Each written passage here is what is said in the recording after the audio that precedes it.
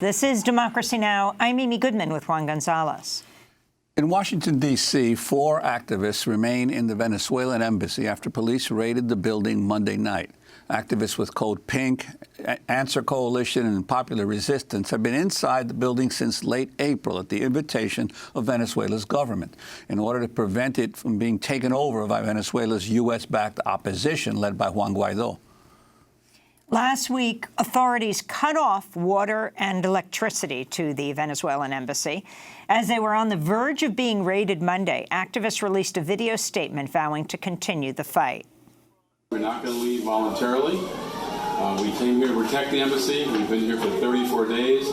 We will stay longer if necessary. We hope that this still results in an agreement between Venezuela and the United States to protect this embassy from the fake government, the fake coup non-government that the U.S. is pushing forward. So we're here. We're still resisting.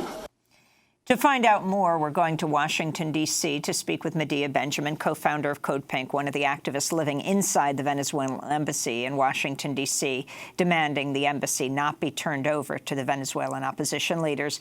Medea, welcome back to Democracy Now! Explain the standoff right now. It's a remarkable situation, Amy. 2 days ago, the police came in with a fake eviction notice. It was written on a piece of paper that had no letterhead, no seal, no signature. We didn't know who it came from. And the police read this out as if it were an official eviction notice.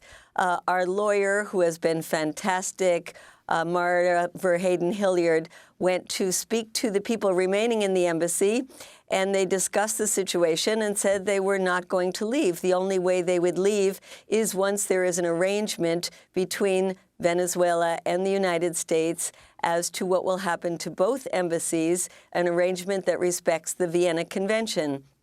And so the police cut the locks on the doors, and they read the eviction notice, and our brave heroes inside the embassy said that they would not leave.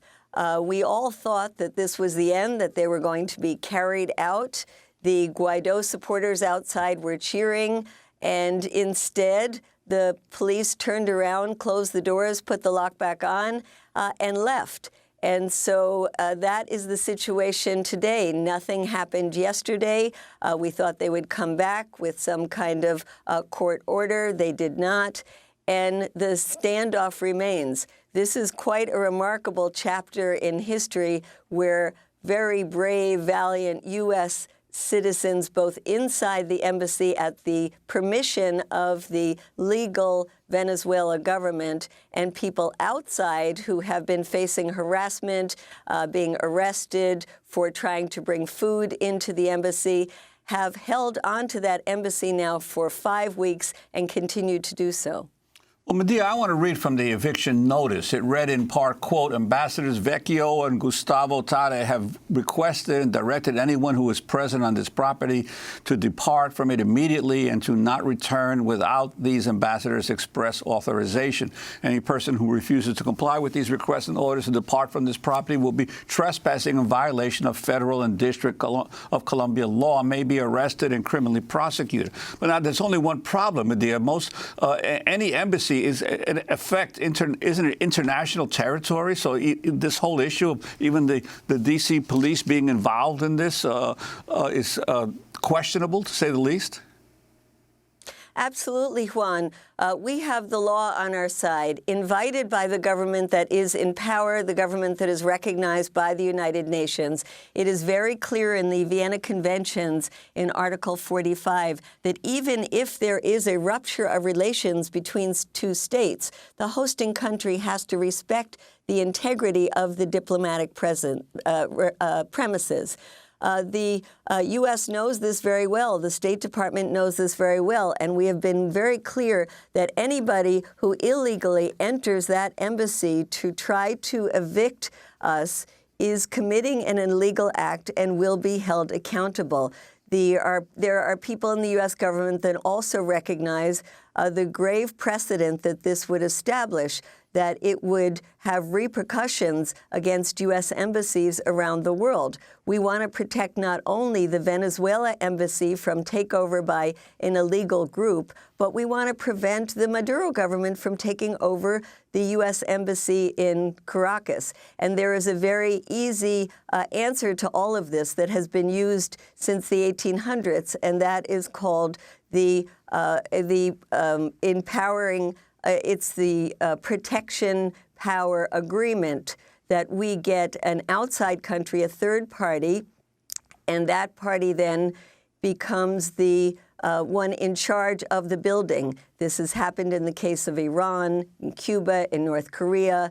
The U.S. has often used the countries such as Sweden and Switzerland to protect its embassies, and this could be easily done in the case of the U.S. and Venezuela right now. In fact, there are talks between the two countries to do this, and that's why it's so important that we hang on in this embassy until an agreement is reached. And once that protecting power agreement is reached, then the U.S. and Venezuela could potentially talk about other issues as well to try to end this crisis that could otherwise lead not only to a takeover of this embassy and a takeover of the U.S. embassy in Caracas, but could lead to a U.S. military intervention, a civil war in Venezuela that could rage on for decades. So we are doing this to uphold international law and to prevent a war. And Medea, I wanted to ask you in terms of this whole issue of the legitimate government of Venezuela inviting those protesters into the embassy to protect it.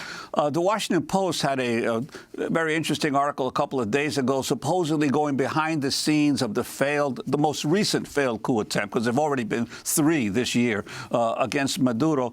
But one of the things it mentions is that President Trump has become increasingly angry that he's believed he was misled at how easy it would be to get rid of Maduro, and he's now angry at his own advisors. And then just I think it was yesterday, Mauricio Claver Caron, one of the key national security people, said in Colombia at a meeting there that he believes that Maduro is totally paranoid and can't trust anybody, and that he can count on one hand the number of people who support Maduro. That's pretty much at odds with the reality of the facts on the ground, but I'm wondering your take on these recent developments. I think the president is understanding that he was given bad information. The really bad actor in all of this is John Bolton, who is itching for an intervention, and that there has to be a walking back of the U.S. position, because the U.S. has now backed itself against a wall, recognizing somebody who doesn't have the ability to create the kind of uprising that Trump was told he did. And so part of our reasoning to be in the embassy is to help facilitate that walking back. I also want to mention that we have Reverend Jesse Jackson coming to the embassy today, this afternoon at 2:30, with a bunch of religious leaders to say that we need to get food and water into that embassy. And we will also be having a press conference at the UN with the Venezuelan government today at 4 o'clock to talk about the violations of their embassy and how the U.S. must respect the Vienna Conventions. Talking about Trump being frustrated that he was told that they could throw out the democratically elected president of Venezuela, whatever people think of him. Do you have a sense that now with this, that now Trump is just shifting focus to Iran right now, where possibly he thinks, to the shock of many, he could be more successful? The State Department just today ordering all non-emergency personnel to evacuate the U.S. Embassy and consulate in Iraq. The order is in response to what the White House says is a threat linked to Iran, though no further details were given. Iraqi officials expressed expressing skepticism about any purported threats, as did a senior British official who's the deputy commander of the U.S.-led coalition fighting the Islamic State there. And then you have the expose in the New York Times that the Trump administration has ordered the Pentagon to draw up plans to bring 120,000 troops to the region. You just recently returned, Medea Benjamin, from Iran. Can you respond to what's happening right now? We are very concerned about what's happening now. The U.S. has taken so many measures just in the last year to move towards a war with Iran, starting with pulling out of the nuclear deal, designating the Iran Revolutionary Guards as a terrorist organization, trying to get the Iranian oil exports down to zero, creating chaos in the Iranian economy. And of course, Iran is going to prepare itself for what looks like an attack. And this is also can be put on John Bolton, who has been calling for an attack on Iran since before he ever got into the administration. I think this is a time where we have to build up an anti-war movement again. We are seeing a repeat of what happened in Iraq with lies, misinterpretations, not only being put out by this administration, but being echoed by the mainstream media, including the New York Times. We have a mobilization at the Venezuelan embassy on Saturday in D.C. That we encourage people to come to. And from there, we're going to be going to the White House to protest this escalation of tensions with Iran and say no to a war with Iran. We have to be pushing our members of Congress to speak out forcefully against what the Trump administration is now doing and to say this is a totally manufactured crisis and the U.S. people will not stand for another war in the Middle East. And Medea, I want to ask you, President Trump yesterday, after the New York Times report came out, denied that he's actually issued that order to mobilize 120,000 troops. How do you deal with the reality that so many reports that come out about what the Trump administration is planning to do, then Trump himself comes out and says, no, I didn't do that, or I didn't order that, or I'm not doing that. It's very difficult to figure out what the policies of this administration are. Absolutely. And then in the same breath, he said, I didn't order it, but if we were going to do it, we'd send even more than 120,000 troops. It is, I think, important to understand that these policies are being organized by John Bolton, who is so close to the MEK in the case of Iran, John Bolton, who has said before that he wants to bomb Iran, John Bolton that is so close to the Saudis and to Israel, and of course, Donald Trump himself having an even closer relationship to the Saudis and to Israel. Has made the situation in Iran extremely dangerous.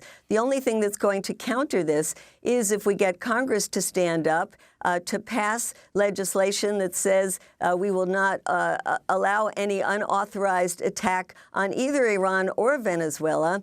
If we get all the presidential candidates to stand up and say no to an attack on Iran, and if we get the American people to be very loud and clear saying we are totally opposed to any attack on Iran. And further than that, we should be calling for a lifting of the crippling economic sanctions in the case of both Iran and Venezuela. We should be calling for the U.S. to rejoin the Iran nuclear deal. These are positions that we should demand of our members of Congress, the administration, and all of the presidential candidates. Medea Benjamin, I want to thank you for being with us, co-founder of CodePink, one of the activists who had lived inside the Venezuelan embassy in Washington, D.C., demanding the embassy not be turned over to Venezuelan opposition leaders. She was in Iran earlier this year, the author of several books, including Kingdom of the Unjust, Behind the U.S.-Saudi Connection, her latest book, Inside Iran, The Real History and Politics of the Islamic Republic of Iran. This is Democracy Now! When we come back, what's happening in Sudan? Stay with us.